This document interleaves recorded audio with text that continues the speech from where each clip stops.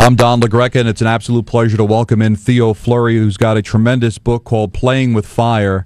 And I'm not going to lie to you, it's a graphic book. It talks about drugs, drinking, gambling, strip clubs. It talks about contemplations of suicide, sexual abuse, but it also talks about a brilliant career from a brilliant hockey player. And thanks for giving us a couple of minutes. Really appreciate it. Yeah, it's my pleasure to be here. Was this a difficult book to write for you?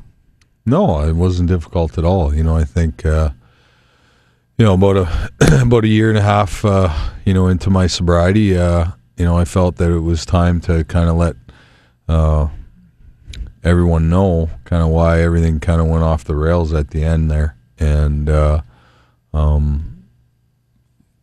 obviously I'd done the work up into that point to kind of through therapy and whatnot to kind of reframe those 3 years of my life that were difficult. And I was ready to to get honest and put what I needed to put in the book so that people could really understand the nature of the abuse and then because of the abuse, I found alcohol quickly in my life, and that was a coping mechanism, and it got me through a lot of stuff. It's one thing to write about what happened kind of generically. You were so graphic in the detail of the abuse, of the alcohol, of your life. You talked about people you didn't like, why you didn't like them. You called Alexander Daig dumb as a post. You called Roman Hammerlick a gutless puke. And you were critical of the league as well and certain organizations and coaches. Were there any, or has there been any repercussions from some of the people you called out in the book? No, I don't think so. I haven't. If there has, I haven't heard about it. So, that's who I am as a person. I tell it like it is, and I've always done that. And I know that everybody in the world's not going to like me, and 50% do, 50% don't, and I'm going to hang out with the 50% that do like me. So, you can't please everybody, and I think I backed up my opinion, and like I said, if it was more constructive criticism than trying to hurt somebody. Now, you said you knew in the book that you were going to make it to the NHL, but when did you know that you were going to excel at that level?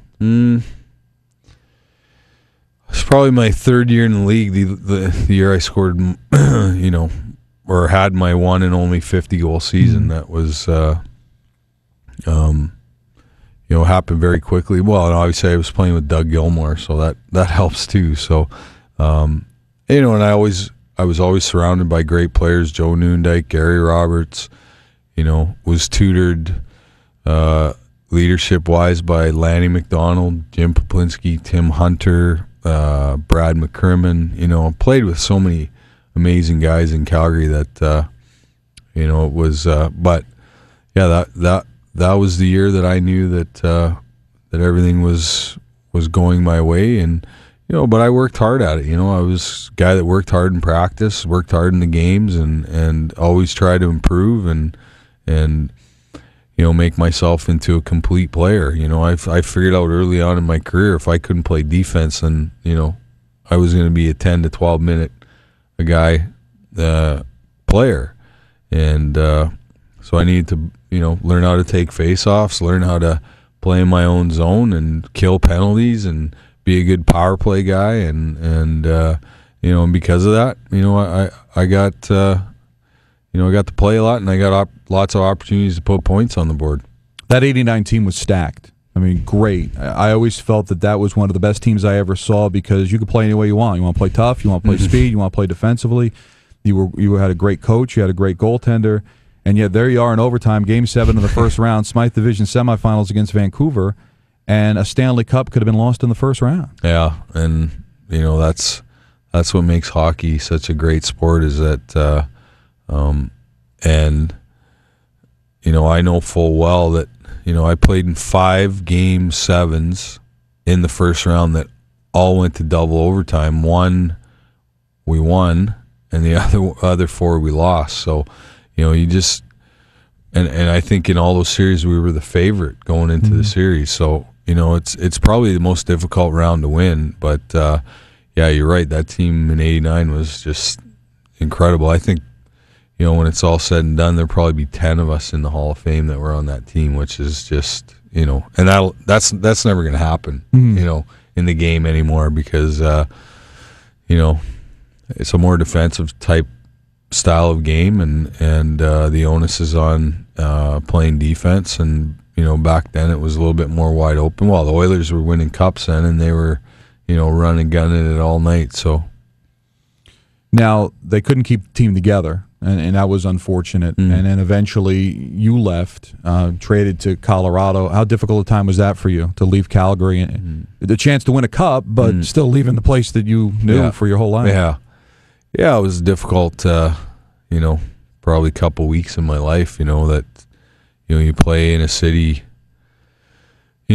for, let's see, 11 and a half years, and then all of a sudden, and it happened so fast. I was sitting in my living room. Al Coates, who was the GM at the time, knocked on my door that morning, told me I was traded, and within 4 hours I was in Colorado, and the next morning I'm at the morning skate and I'm wearing a Colorado jersey. So it was kind of it was such kind of a whirlwind type of thing that, but what a great team that was in Colorado too. It's unfortunate we didn't win the Stanley Cup, but we were definitely good enough to. But the strange thing for you, you go and you win a Stanley Cup in '89, and your next chance to get out of the first round wasn't until Colorado 10 years later. Yeah. So how surreal was it that something you probably thought was going to happen every year took 10 years to advance to? Yeah, well, and that's that's the nature of hockey, and that's the nature of the game, is that I think probably for 3 or 4 years after we won the Cup in Calgary, we still had good enough teams to, I think, to win another one or maybe 2. And, like I said, it's the first round is the hardest round to get out of. And because of that, yeah, it took 10 years to, to get to Colorado. And even that series against San Jose wasn't, I think we won in Game 6 in overtime. So, could have happened to us there too. So we're talking to Theo Fleury. The book is called Playing with Fire. It's an incredible book and details a lot of different things. And specifically talking about the hockey, you become a free agent, you sign with the New York Rangers. And Wayne Gretzky had suggested going to New York, but you're a Western Canadian guy and coming to the big city. Now, you have been here, obviously, traveling here. Was it a different experience playing here and living here as opposed to the times you visited? Did it expose more for you? Yeah, absolutely. I think first of all, I thought I could handle the pressures of playing in New York, and obviously I tried to take a bite out of the Big Apple, but it took a big one out of me. But I love playing for the Rangers. I don't think I could have been treated any better by an organization that I played for. And the fans were incredible fans, unbelievable loyalty. And, to get the opportunity to put on that blue jersey and play at Madison Square Garden, I don't think it gets much better than that. Maybe, and it's the only original 6 building that's still being used today, and there's so much history here, and I loved it. I love playing here. And I mentioned this earlier today. I feel badly about what happened here. That my 3 years here, we weren't able to make the playoffs, and I know that I let Mr. Dolan down, and Glenn Sather, and coaches and teammates and stuff, and I wish I would have been able to hold it together, because this is a great place to play, and New York loves being attached to a winner, and it would have been nice to to be on a Ranger team that was a winning team. Now, the other thing that's featured a lot in the book is what happened with Graham James. And for people who don't know, he was a hockey coach that sexually abused you. Not everybody knew at the time until recently. People speculated when Sheldon Kennedy came out in 1997, and James eventually had to go to court for it. Do you think people would have looked at your drug and alcohol and problems differently had they all known what exactly you had went through in your childhood? They may or may not have. It's hard to say. But like I said before, I just wasn't ready to deal with that that part of my life. At that point, Sheldon's career was basically over, so he could take the time to focus on his recovery and getting the help that he needed, whereas I was kind of in the middle of my hockey career, and I loved to play hockey, and I knew that it would be a major distraction moving forward, and I know that I was in no position to be able to deal with the magnitude of that at the time, and I think it would have turned out badly as opposed to positively. And I hadn't been to my first treatment center. I hadn't been to counseling yet. So it was pretty raw at that time, and I also felt at that time that I'd buried it, and that I would never have to deal with it again. And then here it is right in front of my face again. So, and I just felt, like I said, a year and a half into my sobriety, I felt that, I was in a good enough place to be able to tell my story. But I also wanted people to know that, I have 4 years of sobriety under my belt, and, that I have recovered from this, and that, it when I talk about Graham James, it doesn't have the bite that it used to, and I've been I've allowed myself to reframe, that part of my life so that it doesn't have, the same bite that it did, back then in 97, and the support, especially up in Canada, the support has been unbelievable. The emails I receive from people who support me, or telling me their own story, or telling me their own story of their own addiction problems, and which just goes to show me that I am doing exactly what I'm supposed to be doing, and this has been a positive experience as opposed to a negative one. I'm sure you get asked this question, because I would get asked it when I read the book and told people the stories about what happened with Graham. Why didn't you speak up at the time it was taking place? And I guess nobody who's never been through it can understand that. But is that what you get asked? Why didn't you come out when it was first going on? Absolutely. Well, when psychologists and psychiatrists and psychotherapists have a tough time explaining the reasons why, the power that abuse has to be kept silent is something that, I think we need to work on, because, the real stats here are 1 in 3 girls, 1 in 6 boys, by the time they're 16 years old, have been sexually molested, which is a staggering amount of people. So if you want to put that in perspective, here in New York, 14 million people live in New York.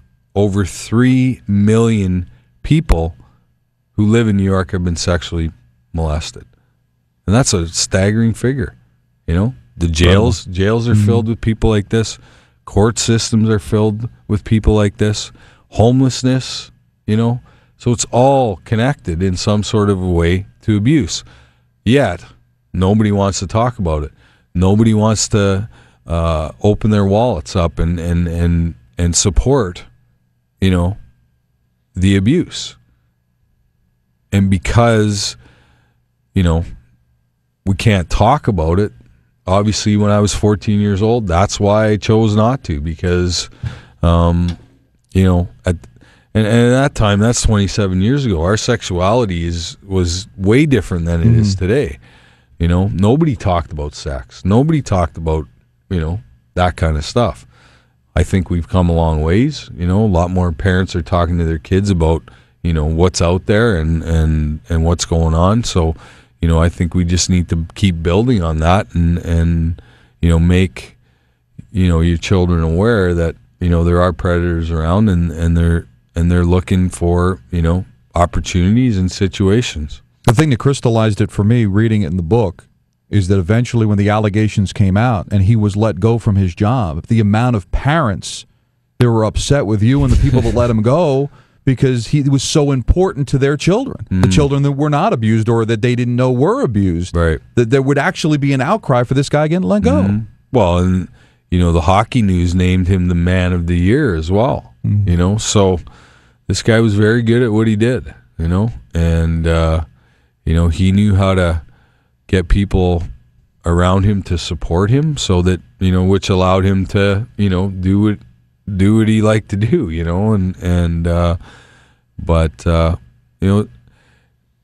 it's kind of like the Stockholm Syndrome, those poor kids were abused and whatnot, but they still felt some sort of loyalty towards their abuser. So, that's something that I think, is at the core of this whole thing is that silence and, and how do we deal with this moving forward? How do we get more people help, and how do we get more people in a position where I'm at, so, and that's, people ask me, what's the rest of your life look like? Well, this is what it looks like, helping people, being of service to another human being. And since our website went live a month and a half ago, we've already put 8 guys into treatment. So, that's another kind of exclamation point saying that, I'm doing exactly what I'm supposed to be doing. In a morbid sort of way, did it make you overall a better hockey player? Because you always talked about how you were always the underdog and had to fight through it. You were 5'6", 100-0, and you played with such a chip on your shoulder. Yeah. Did that create the atmosphere that actually made you a better hockey player? I would have to say that it had something to do with it. I played. I played sometimes as if I was possessed. And I think I was because of the abuse stuff. But I just love to play and I love to compete and. It didn't matter what was going on in my life or, how I felt. As soon as you dropped the puck, I was all in and I love to put myself up against another guy and compete against him and try and beat him and I love that part. I still do today. I'm playing old timers hockey. You drop a puck, it's like, I don't know what's going to happen, but I had a great career. I wasn't supposed to play one game in the National Hockey League. I played almost 1,100 games, had, over 1,000 points, and, was a part of 6 championship teams. And, so, I have no regrets. I think that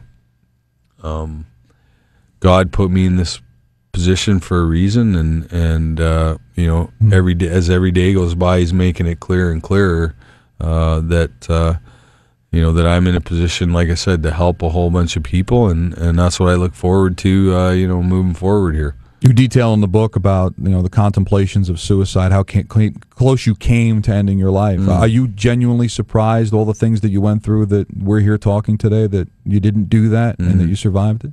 Well, yeah, it's a miracle that I'm here. Some of the places I was, some of the, situations that I put myself in and, having... a gun loaded and in my mouth. Yeah, I'm, pretty grateful today that I've been able to get back, to a life of peace and happiness and purpose. Because there was a long time in my life where that wasn't the case, and I was kind of living by the seat of my pants, and it was a difficult time in my life, but I look back on it now and kind of understand, I guess, why I was put in those different situations was so that I could get to this point now and be an example for people and inspire people and hopefully they can read the book and find courage and know that they're not alone and it wasn't their fault and be able to, like I said, get some peace and happiness in their life. The obligatory question always is, where do you see yourself in 10 years? But you've told us what you plan on doing. If I had asked you that question in 1999, would you even have had an answer? No. I would have had no idea because, at that point I would have thought I probably would have been able to play for another 10 or 12 years, But, certain situations, certain circumstances throw you on a different path. But, I'm happy and pleased as to where I am today. I'm proud of what I've been able to accomplish. I guess the thing I'm most proud of is my sobriety, because without sobriety I have nothing. And I have a great family, great wife, great kids, and we've all, I guess, been able to heal through this process and move forward to a happy, prosperous life. You attempted to come back. You were in camp with Calgary. The Flames had said that you played well. You just didn't fit into their plans. Was there any thought of going to another team and trying it someplace else? I think it did enter my mind, but when I sat down and talked to the kids, they basically said, "You know what, Dad, I don't want to get on a plane to come and see you anymore. We want you to stay in Calgary." And after Jen and I talked, we both, I think in the end, decided that it was best that we, really put some roots down in Calgary and make the kids feel comfortable and let them know that we were going to be around. Were you testing yourself? Because if you had made the team, now you're kind of in the lifestyle you were that had gotten you in trouble before. So do you think you would be prepared for that? Yeah, absolutely. I wouldn't, you got to understand, I don't do anything that isn't, well planned and well thought out anymore. And I knew what I was getting myself into. But at the same time, I needed one more challenge in my life. I knew that nobody probably believed that I could, make it back after being out of the league for 6 years and being able to play and contribute to an NHL team. But I think, in exhibition, I proved that I could still play, and it was an unbelievable preseason, for the Islander game to end up the way that it did, and for me to have the opportunity to, be a shooter in the shootout, and that goal ended up being the winning goal. That's stuff, Hollywood's made on, and there's not too many guys that get to, leave the game to a standing ovation and people chanting their name, and I was able to do that, and not only that, I was able to retire as a Calgary Flame and stay in Calgary and look at some business opportunities and in the end be a part of the community that gave me so much when I was playing with the Flames. And you got a sense of the new NHL with some of the rule changes and the post-lockout NHL. Do you like that more than the game you left? No. I love the era that I played in. Men were men, and there was some, you look at the classic guys that went into the Hall of Fame this year, there's probably 40 or 50 guys that are the same like those guys. And, it's just a matter of, what years we're all going to go into the Hockey Hall of Fame. Guys like Shanahan, Nieuwendyk, Lindros, Pronger, so, that's the area that we came from. So, it's been interesting to watch the NHL kind of go through its process here over the last few years. Is the game better? I don't think it is. I would say that there's 3 or 4 really talented guys on every team, and then the rest are basically the same.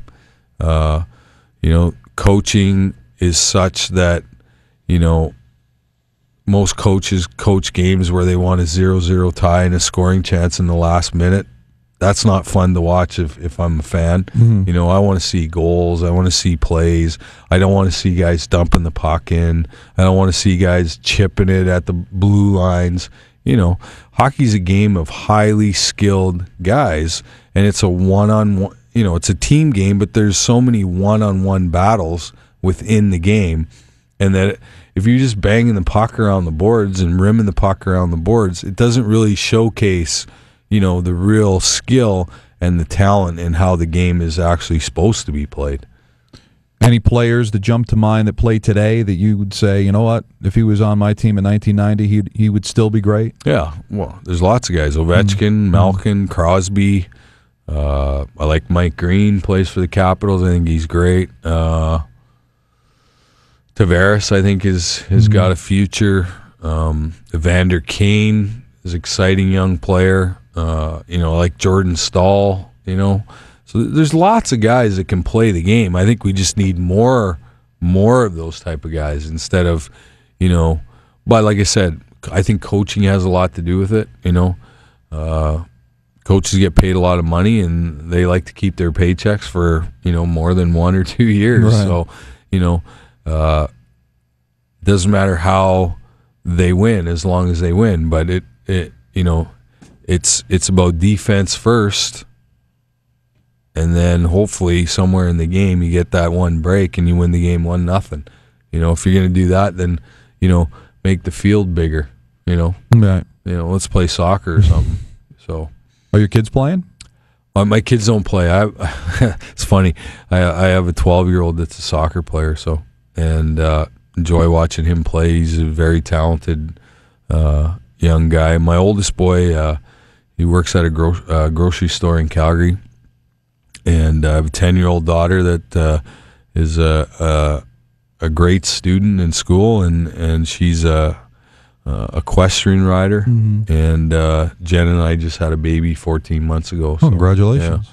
So we have one big, crazy, mixed-up family, but you know what? Works for us. So it made sense that your daughter was into horses because you talked about one of the times in treatment where I guess there was something you had to go through being with a horse to try to find out who you were, and that horse followed you around while other people were tugging at the horse's rein. The horse kind of fell in love with you, so maybe that's something you passed on to your daughter. Well, maybe. And I enjoy hanging out at the barns with her and just watching her, be responsible, take care of her horse and feed them and, brush them, wash them. And, it's an expensive sport, but I think in the end, she's learning some great lessons in life. And, the equine therapy for me was I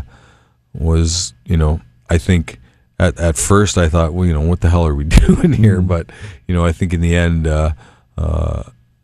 I learned a little bit more about myself, and like I said in the book, I think if we would have opened the gate and him and I would have started walking, he would have followed me right back to the treatment center. And but it was a great experience, and to see, and to observe all the other people that went after me and saw how much struggle they had, getting this horse to do